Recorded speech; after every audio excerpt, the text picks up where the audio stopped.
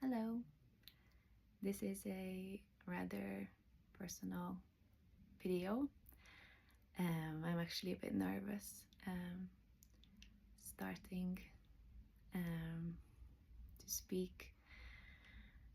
You might have noticed that there was a big silence on my page. I didn't really post anything for the past 6 months, and the reason behind that was that I've been healing in the past half a year. I had a really hard 2025. I developed severe depression, really bad anxiety, and insomnia. And by the end of September, I completely collapsed and wasn't able to work anymore in the yoga studio in Budapest, and I had to go into a hospital for for a month, where I had to get medication, and after 4 weeks I was able to come home, but I still didn't feel like I was able to work, so I went on to a rehabilitation facility for 3 months, where I had psychotherapy, all different types of group therapy, individual therapy, and that place was just like a place that saved me, basically, because I thought I completely lost myself. I lost my personality. I lost my future. I didn't really see any future for myself, and I was extremely down. And I was working on myself for 3 months there, and now that I finished, I can say that I'm finally back to myself. Of course, moving slowly, and still taking it day by day, but I'm again in a very hopeful state of mind. And the reason why I wanted to talk about this is because I think that a lot of the times we think that just because someone is smiling and someone is like a joyful and optimistic person, they cannot have any problems or struggles. And many of you know me, if you were my colleagues in Lord of the Dance or in the yoga studio, Mandala Yoga Studio, where I teach, or if you know me from my childhood or throughout my adult life, like the main thing you know about me is that I'm always very smiley and usually happy, or it looks like it anyway. And I think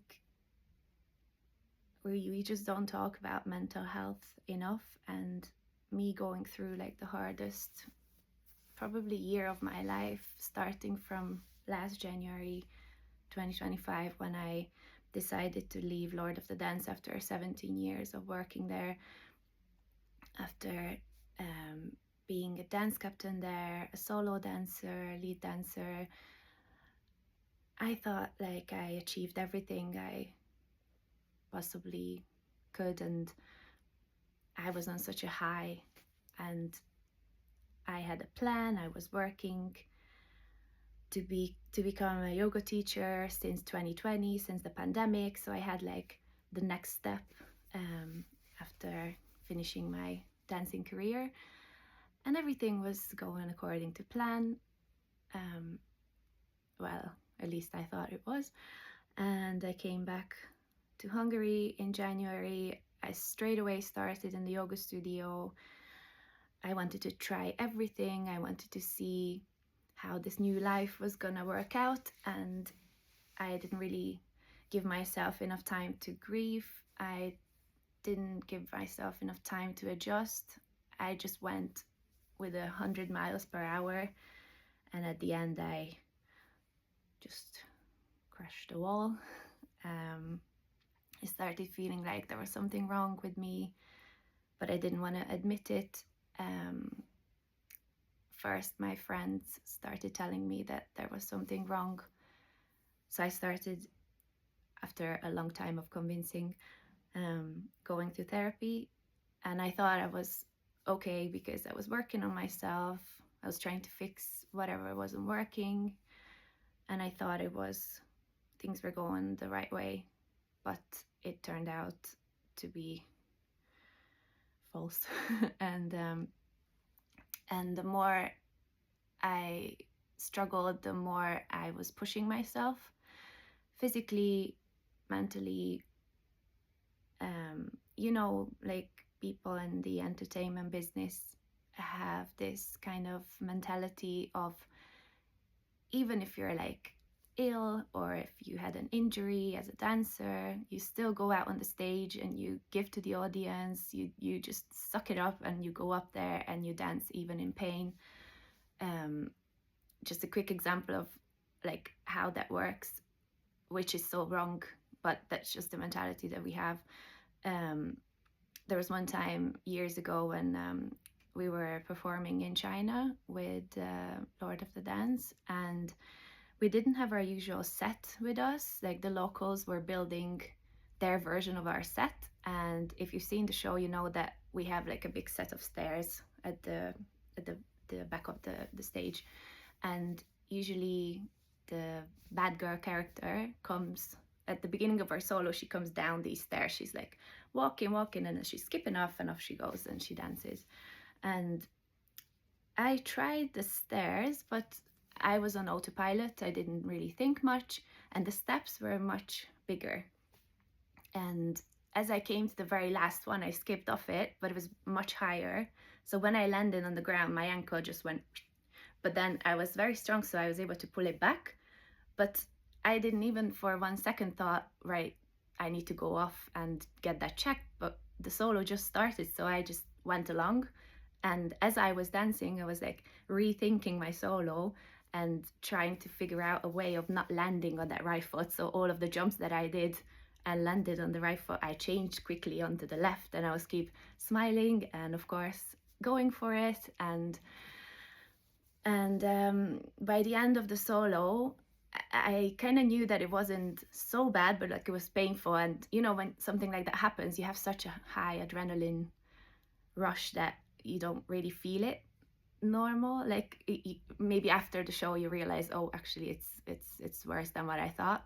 So I came off the number, I went to our physio, I said just wrap it up real tight so then it can't go out anymore, and I went back and I danced the whole show.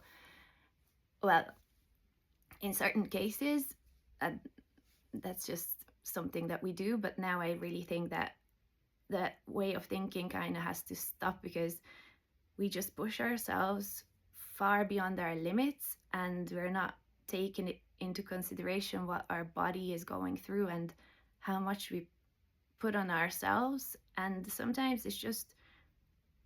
it almost seems like a bit stupid what we do, but that's just what we do. I don't know, it's like a mentality that people who dance in shows can surely relate to.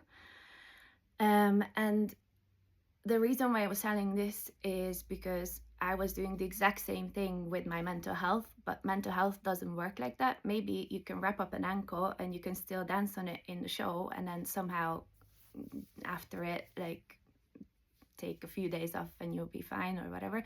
But just mental health doesn't work like that, which I had to learn the hard way, because I was stubborn enough not to admit that I was like already depressed. And even though my friends were telling me, especially one of my friends who was in university for psychology, she was saying it to me for like months and months that I had to go and see a therapist.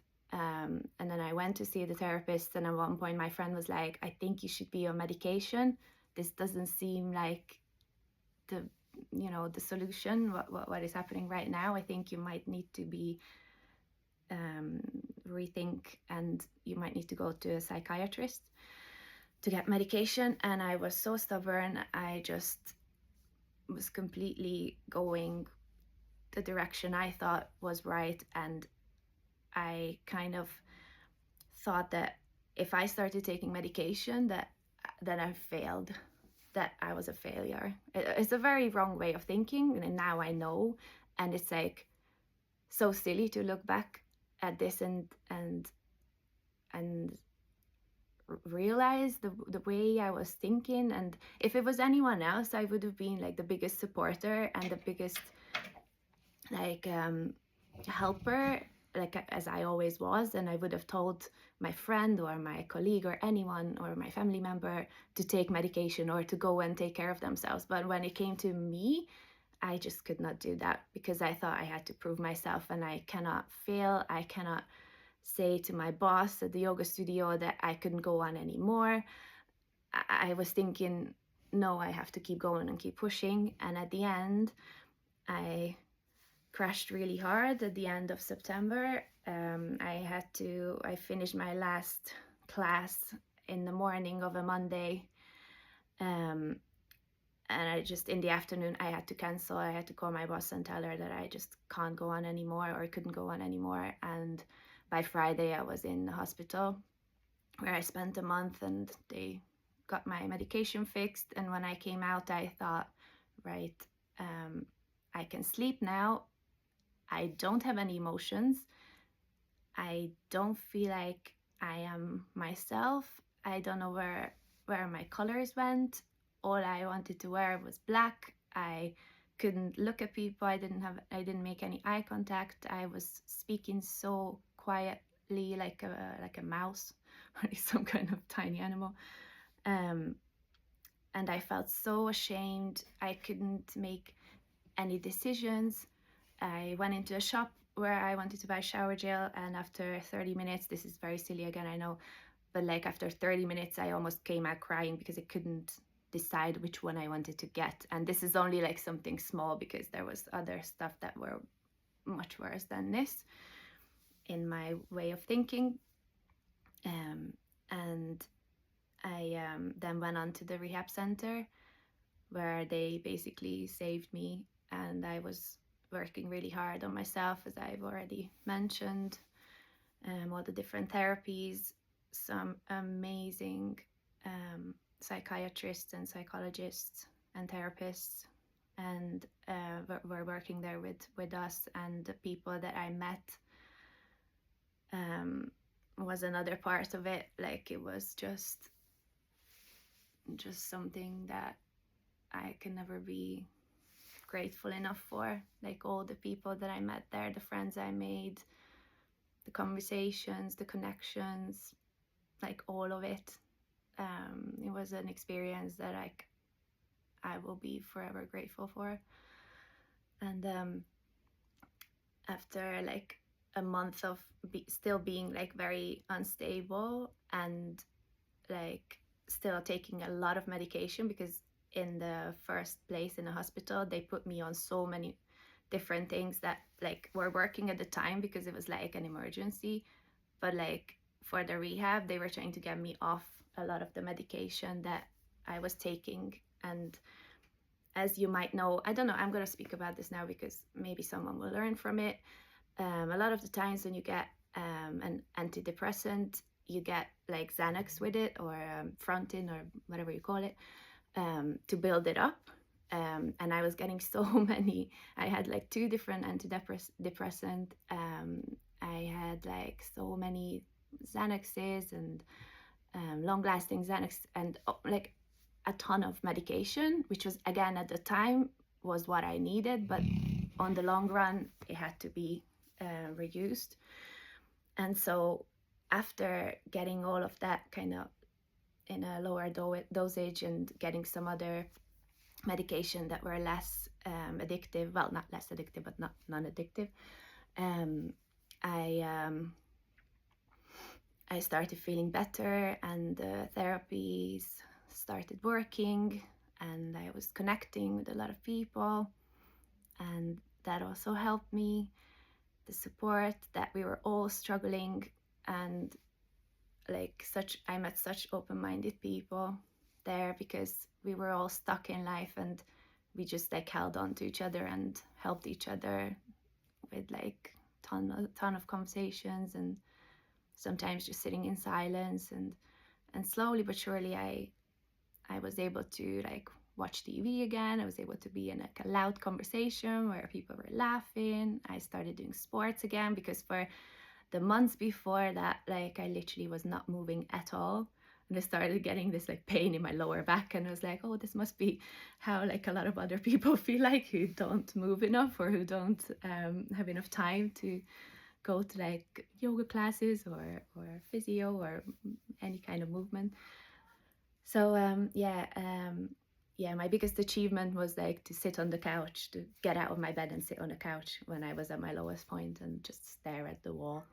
So yeah, so from there to get back into like running twice a week and walking a ton was like so liberating. And so after the 3 months I came out of the facility, I finally felt like myself again. Of course, there's still like medication I have to take, because even though like I don't really have any symptoms anymore of depression, I still have to be on this medication for a while, and then hopefully on the long run just get rid of it. So basically, now I'm gonna go back and just slowly starting my life in the yoga studio. I finally am able to meet with friends, because another thing that I want to mention for the end, and then I'm gonna finish this little message, was that I felt so ashamed that I only was able to talk about all of this to my family and my closest three best friends, who were like just the most supporting people that you can imagine. Like the things they did for me, like my family and my friends, is still like something that I I just it's just very hard to put into words how I feel about them, because if it wasn't for them, I don't know where I would have been or would have ended up. And even though it wasn't easy with me, because like when you have this illness or state of mind or whatever you want to call it, like you just like you just the like you're lost, like your personality is lost, and you don't act like yourself. I did not act like myself at all, and I wasn't, in one way I wasn't accepting help in a way where how they were suggesting me, but then at the same time I was like putting so much of my family and friends that was just not fair on them, but they also want to help me. So it was like a very very hard time for all of us, and now I'm like rebuilding, trying to rebuild all of those connections, and try to heal these relationships and start start a new way or a new road with all of them. So now this is like very healing for me, that I'm finally able to speak about all of this. And if I even help, like if I can help one person, because I'm always like, I'm a type of person who always think if something bad happens, I'm always trying to find something that I can get out of it and give back, and like maybe help someone, or like when I got depressed, I didn't really know anything about it. Like I obviously read a lot of articles and books and all of that, but I never really had anyone in my close like family or friends who had something like that I would have been able to like experience. And because of that, like I was very blind about what happened. So if I can give back a tiny little bit and I'm able to, I don't know, just help out even one person, then it's all worth it. And also the other kind of selfish reason is like my healing journey that like it's this is helping me to speak up and finally share this story with whoever wants to watch this and watched it this far. Thank you very much for being here, being supportive. Anyone who sent me messages that I didn't get back to, it wasn't because I was trying to be rude. I just couldn't do it. So again, I hope that this was helpful, and please do take care of yourself and don't push beyond your limit, because it doesn't worth it. You just learn it the hard way and you just do more damage than you would think. So please reach out, get help, ask, professionals, and take care of yourself. Thank you. Bye.